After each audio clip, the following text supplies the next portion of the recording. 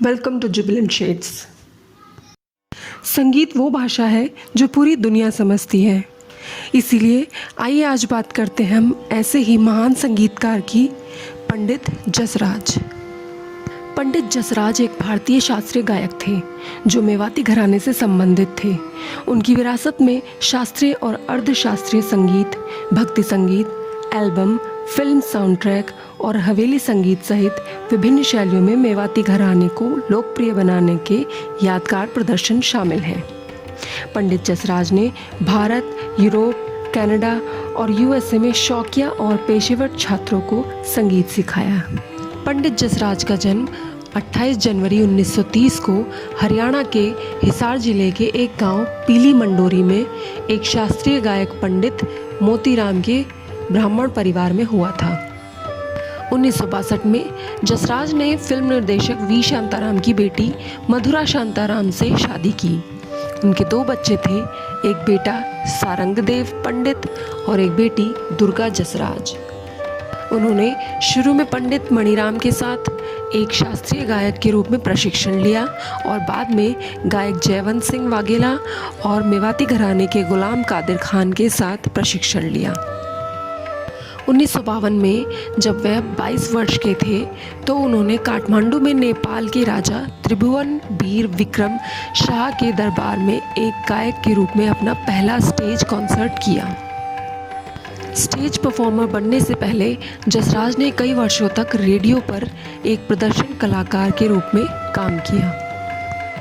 जसराज ने जसरंगी नाम का एक उपन्यास रूप बनाया जो मूर्खाना की प्राचीन प्रणाली पर आधारित है।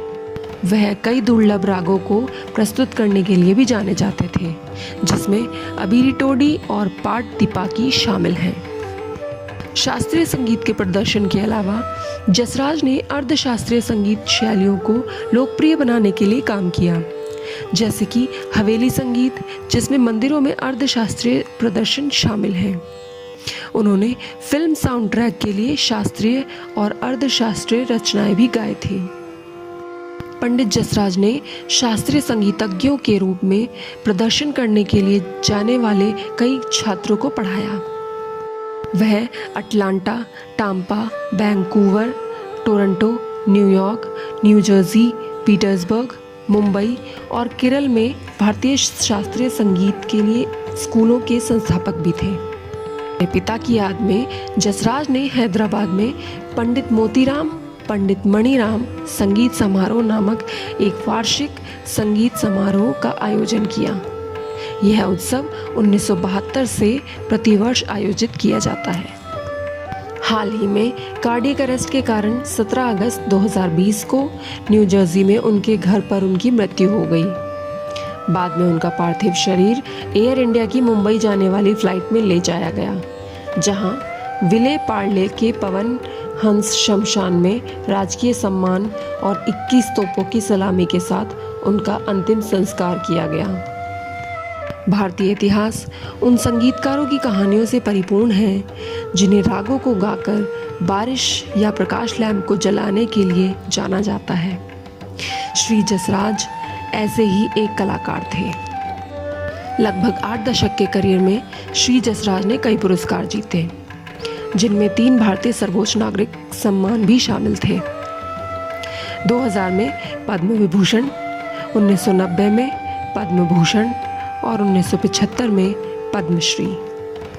पिछले साल वह पहले ऐसे भारतीय संगीतकार बने जिनके नाम पर एक ग्रह है, पंडित जसराज, जो मंगल और बृहस्पति के बीच सूर्य की परिक्रमा करता है।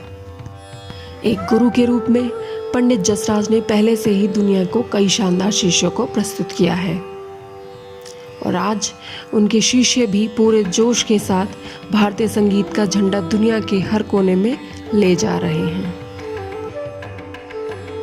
अगर आपको ये वीडियो पसंद आया तो लाइक कीजिए, मेरा चैनल सब्सक्राइब कीजिए और बेल आइकन प्रेस कीजिए। धन्यवाद।